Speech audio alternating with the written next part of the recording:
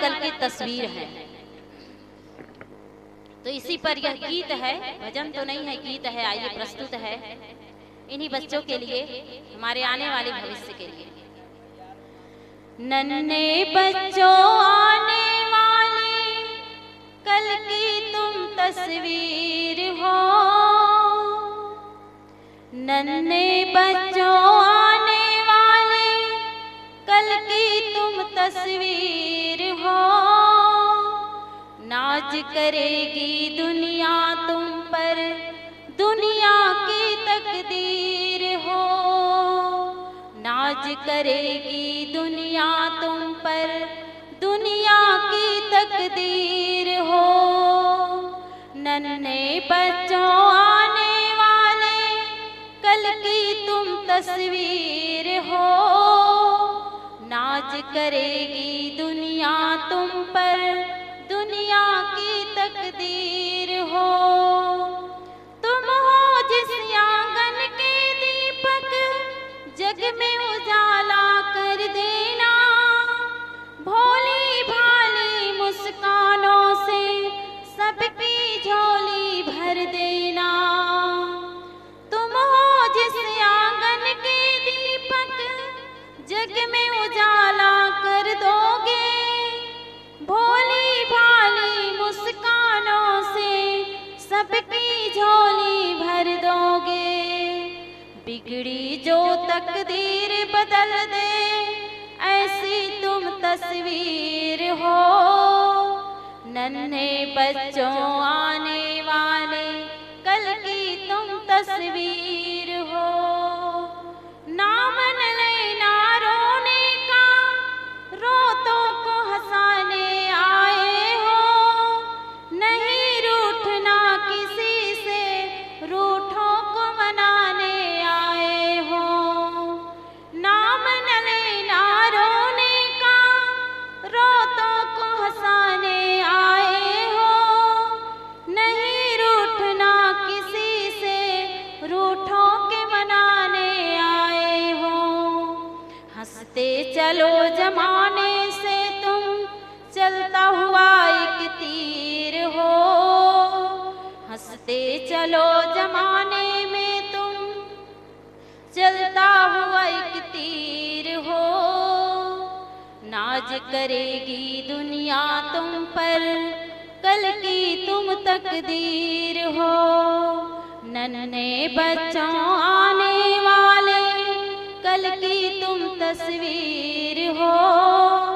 नाज करेगी दुनिया तुम पर, दुनिया की तकदीर हो। एक दिन होंगे जमी आसमां, चांद सितारे हाथों में। एक दिन होंगे जमी आसमां, चांद सितारे हाथों में। एक दिन होगी बागडोर इस जग की तुम्हारे हाथों में। एक दिन होगी बागडोर इस जग की तुम्हारे हाथों में। तोड़ सके ना दुश्मन जिसको, ऐसी तुम जंजीर हो। तोड़ सके ना दुश्मन जिसको, ऐसी तुम जंजीर हो। नाज करेगी दुनिया तुम पर, दुनिया की तस्वीर हो। नन्हे बच्चों आने वाले कल की तुम तकदीर हो। नाज करेगी दुनिया तुम पर, दुनिया की तस्वीर हो। दुनिया की तस्वीर हो, कल की तुम तकदीर हो। कल की तुम तकदीर हो। बोलिए सद्गुरुदेव की जय।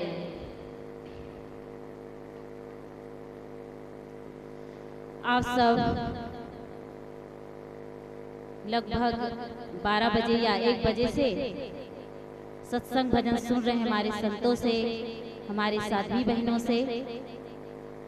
मेरे लिए भी आज्ञा हुई है, आज्ञा पालना आप लोगों की सेवा में प्रस्तुत हूँ। सचमुच में यह सत्संग किस लिए होता है या सत्संग में जाने का मतलब क्या है। कहीं भी सत्संग होता है, जैसे अभी आपके जलेसर में हमारे नरेंद्र भैया जी और उनके सहयोगी सब सत्संग भजन का कार्यक्रम करवा रहे हैं। वो तो कहीं भी जाकर के सत्संग कर सकते हैं, इलाहाबाद जाते हैं और कहीं आसपास सत्संग होते वहां भी जाते हैं, लेकिन यहाँ अपने नगर में, अपने शहर में सत्संग क्यों करवा रहे हैं? वो इसलिए कि जो व्यक्ति कहीं आसपास सत्संग में नहीं जा पाते हैं या नहीं जाते हैं, छोटे छोटे बच्चे हैं, वो सत्संग में आए तो जो सत्संग में नहीं जा पाते हैं या नहीं जाते हैं, उनके लिए सत्संग हो रहा है। और इन छोटे छोटे बच्चों के लिए जो पढ़ाई लिखाई में अभी ध्यान दे रहे हैं, उनको भी सुंदर संस्कार मिले, संतों के दर्शन हो सके, संत क्या है, साध्वी क्या है, इनको जान सके, इसलिए ये सत्संग करवा रहे हैं। और दूसरी बात कि जो हमारी माता बहनें हैं, दूसरा कोई उनके पति, उनका बेटा या और कोई सत्संग में ले जाए तो ये संतों के दर्शन कर पाते हैं और सत्संग सुन पाते हैं। तो उसके लिए हमारे नरेंद्र भैया जी यहाँ सत्संग का कार्यक्रम रखे हैं। तो सचमुच में सत्संग का मतलब क्या होता है? सहज संतों से आप लोग सुने हैं कि सत्संग का मतलब है सत्य का संग करना ही सत्संग है। लेकिन सब लोग नहीं समझ पाते हैं कि सत्य क्या है। साधारण लोग सत्संग किसको समझते हैं? कहीं भी सभा हो रही हो, कहीं भी कोई संत या साध्वी प्रवचन कर रहे हो, कथा कर रहे हो, वहां जाकर के बैठ जाना और सुनना, इतना ही, इसे ही सत्संग समझते हैं। लेकिन ये सत्संग नहीं है।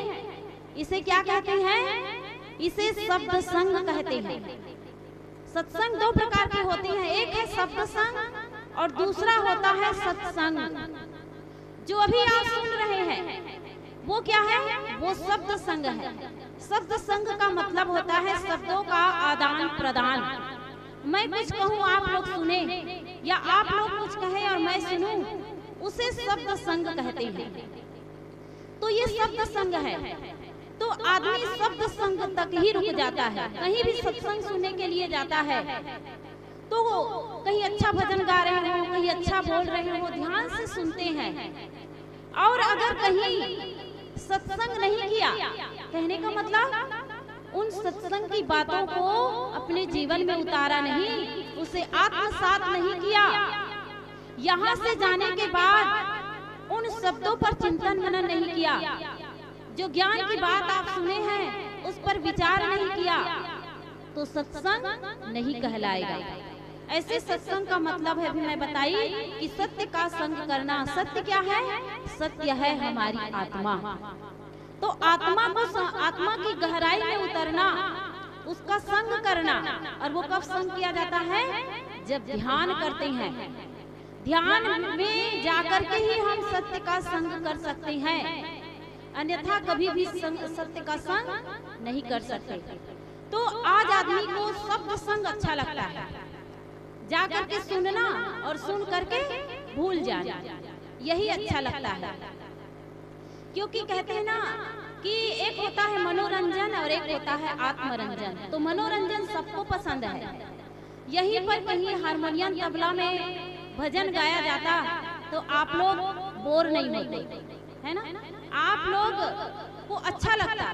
लेकिन यहाँ सुनसान है, केवल शब्दों को सुनाया जा रहा है और कोई भजन सुनाया जा रहा है, वो भी बिना तबला हारमोनियम के, तो लोगों को रुचि नहीं लगती है, मन उबता है। क्योंकि मन जो है नाच गान पसंद करता है, और भी नाच नौटंकी कुछ भी हो वो पसंद करता है। और ये भजन, ये विचार सादा सिंपल किसी को अच्छा नहीं लगता है। क्यों अच्छा नहीं लगता है? वो इसलिए कि ऐसे प्रवचन भजन सुनने की आदत नहीं रहती। अब इन बच्चों को बिठा दिया गया है, इन लोग कभी जानते नहीं, सुने नहीं है, फिर भी सुनने का प्रयास कर रहे हैं। अच्छी बात है, सफलता है इसमें भी, क्योंकि आज तो कल ये बात भूल जाएंगे, है ना, 3 दिन के बाद भूल जाएंगे कि कौन संत क्या है, कैसे है। लेकिन ये जो भी सत्संग सुन रहे हैं, वो बातें बड़े हो जाने के बाद कभी न कभी इनके चित्त में वो बात बैठ जाएगी और वे फोटो खींच जाता है। कुछ भी हम देखते सुनते हैं ना, उसका हमारे मन में एक फोटो खींच जाता है और वो कई दिन तक वो बातें याद रहती है, जिसे संस्कार कहा जाता है। संस्कार की बातों में बारे में और हम ये सत्रों में बताएंगे, तो उसे संस्कार कहा जाता है। तो एक छाप पड़ जाती है।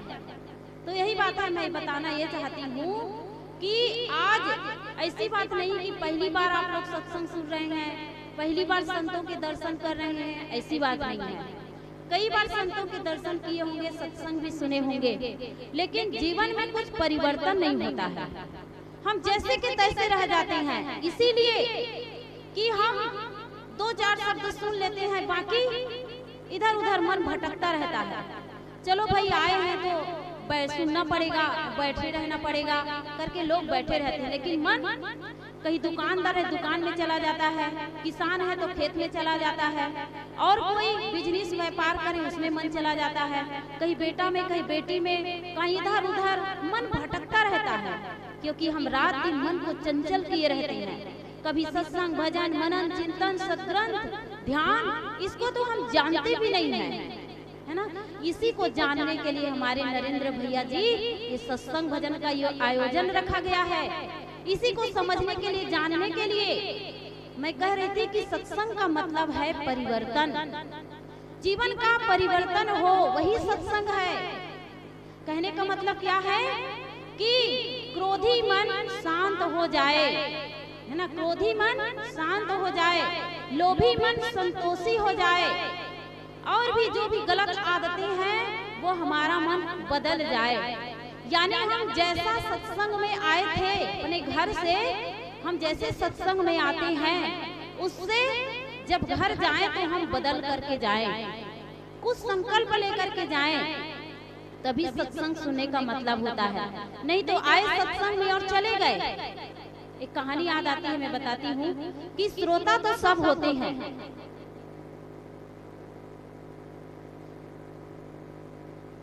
श्रोता तो सब होते हैं, लेकिन श्रोता में अंतर होता है।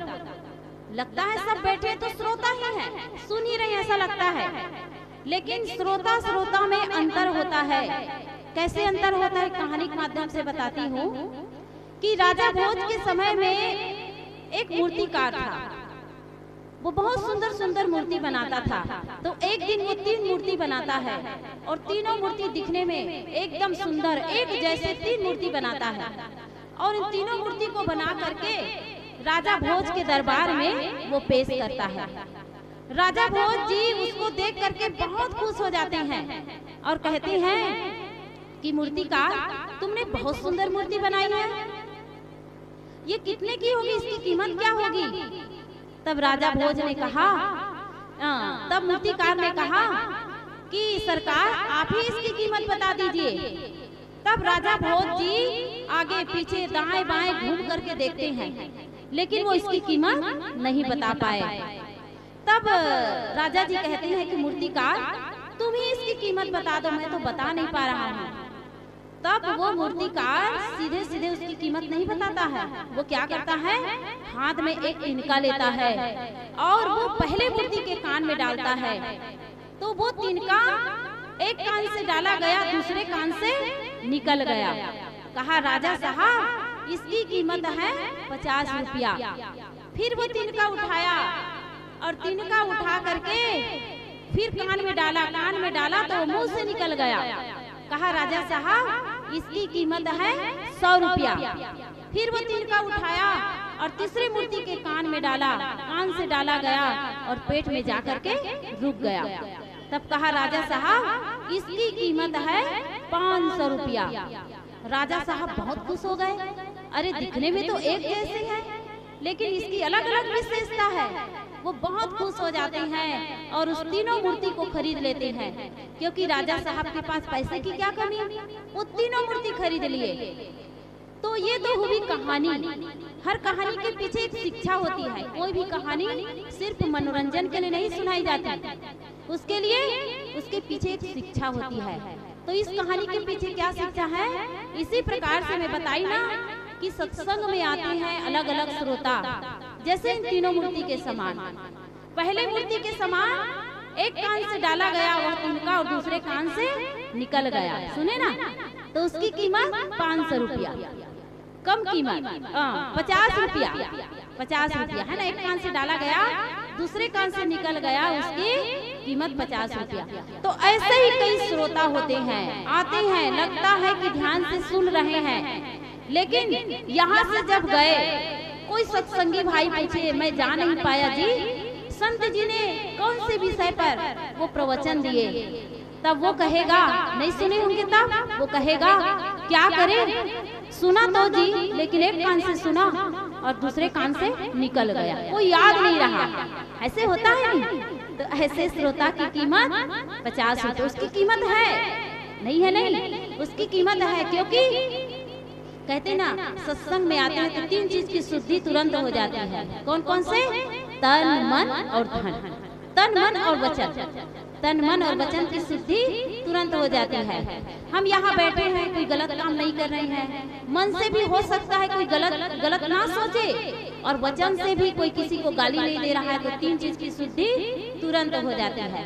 तो उसकी कीमत है 50 रुपया, लेकिन कम कीमत है। तो ऐसे लोग जीवन भर सत्संग करें, बाल पक जाते हैं, आंखें कमजोर हो जाती है, शरीर बूढ़ा हो जाता है, लेकिन ऐसे लोगों के जीवन में कोई परिवर्तन नहीं होता है। तो उसकी कीमत है लेकिन 50 रुपया। दूसरी मूर्ति के समान कान से डाला गया और मुंह से निकल गया। कई ऐसे श्रोता होते हैं, बढ़िया ध्यान से सुनते हैं, सारी बातों को दिमाग में भी बिठा लेते हैं, लेकिन जब यहाँ से जाते हैं किसी चार चौराहा में बैठे संगी साथी के पास बैठे और कहते हैं कि सही बात है जी, संत लोग ऐसी बात कहते हैं, ऐसी बात कहते हैं, और साथ में तंबाकू भी हाथ में रगड़ते रहते हैं, या बीड़ी भी पीते रहते हैं, या जैसे जैसे आदत है वैसे गलत आदतों में चलते भी रहते हैं, और वो ज्ञान की बात अपने मुंह से बखानते भी रहते हैं। तो लोग तो आपको देखेंगे, कहेंगे कि ये बढ़िया बढ़िया बोलता है लेकिन करता कुछ नहीं है। सामने तो कह देंगे सही बात है जी, अच्छा बोल रहे हो, अच्छा बोल रहे हो, क्योंकि सचमुच में वो अच्छा बोलता है, भले वो अपने जीवन में नहीं उतार रहा लेकिन वो सही बात बोल रहा है। तो दूसरे को ज्ञान देने से क्या मतलब, अगर हमारी जिंदगी, हमारा तन मन आदत जैसे का तैसा है तो दूसरे को सुनाने से कोई फायदा नहीं होगा। तो ऐसे लोग भी अपने जीवन में परिवर्तन नहीं कर सकते हैं। लेकिन उसकी 100 रुपया कीमत क्यों होती है? क्योंकि उसने उस ज्ञान को अपने उसने सुना, अपने मन में उसको यानी समझा, है ना, उसको समझा। अगर वो समझा तो अपने जीवन में उसी तरह से उतार लेगा तो उसका संपूर्ण जीवन का सुधार हो जाएगा। तीसरी मूर्ति के समान कान से डाला गया, पेट में जाकर के रुक गया। कई ऐसे सत्संगी होते हैं, बढ़िया ध्यान से सुनते हैं, एकाग्रता से उसको अपने हृदय में धारण करते हैं। जब घर जाते हैं ना तो उसे उनको चिंतन मनन करते हैं, याद करते हैं कि संत जी ने ऐसा कहा, सही बात है, इसे जीवन में जरूर उतारना चाहिए। यह जीवन क्षणभंगुर है, यह परिवार क्षण पल में छूट जाएगा, या शरीर छूट जाएगा, या संसार छूट जाएगा। और भी जीवन की अच्छी अच्छी बातें जो सुनते हैं उस पर चिंतन मनन करता है और अपने जीवन में उसी तरह से जीना शुरू कर देता है। तो इस तरह से उन्हीं की कीमत 500 रुपया होती है, उसी की कीमत होती है। तो इस तरह से यह सत्संग जो कराया जा रहा है सबके लिए है। सत्संग कोई छोटा बच्चा है कि बूढ़ा है कि जवान है, ऐसा कोई देखना नहीं पड़ता, सबके लिए यह सत्संग है। आज अगर यह छोटे बच्चे ध्यान से सुने, कोई एक बात पकड़ ले, तभी सुन रहे थे नहीं, वो देशभक्त बन सकते हैं, वो भगत सिंह, सुखदेव और क्या क्या नहीं बन सकते हैं, है नहीं। हमारी छोटी छोटी बच्चियां सुन रही तो मीराबाई, सबरी, कल्पना चावला जी और अरुणिमा सिन्हा और क्या क्या नहीं बन सकती हैं। अगर हमारी माता बहनें ध्यान से सुने तो सास बहू में प्रेम हो सकता है, होता है नहीं, सास बहू में लड़ाई और झगड़ा, ऐसी बात नहीं केवल छत्तीसगढ़ में होता है, मैं जानती हूँ यहाँ भी होता होगा झगड़ा। कैसे माता? हाँ कहा था, हाँ कह रही है। तो इस तरह से अगर वो ध्यान से सुने तो सास बहू में प्रेम हो जाए। अगर हमारे बड़े बूढ़े लोग सुने सत्संग को ध्यान से तो उनका बुढ़ापा ही सुधर जाए। देखते नहीं है, बुढ़ापा जीवन जब आता है किसी को पसंद नहीं होता है। सब घर के जवान लोग कहते हैं कि तुम कुछ भी बोलो तो कहते तुम चुपचाप बैठे रहो, कुछ ना बोलो। कई लोग ऐसे होते हैं ना उसे सही भोजन दे पाते हैं, ना सेवा हो पाती है। तो यही मैं कहना चाहती हूँ कि मेरा समय पूरा होने वाला है कि यह सत्संग सबके लिए है, सबके लिए है। जो सुने वो सबके लिए, इसलिए आप सब ध्यान से सुनते रहिए। आज तो शुरुआत में पहला सत्र है और 2 दिन और बाकी है, अभी रात में और होगा। तो बहुत अच्छी अच्छी बातें आप सबको सुनने को मिलेंगी। ध्यान से सुनते रहिए, हो सकता है आपका संपूर्ण जीवन सुधर जाए और आपका भी जीवन महान हो जाए, सार्थक हो जाए। तो इन्हीं शब्दों के साथ मैं अपनी वाणी को यही विराम करती हूँ। बोलिए सद्गुरुदेव की जय। अभी आपने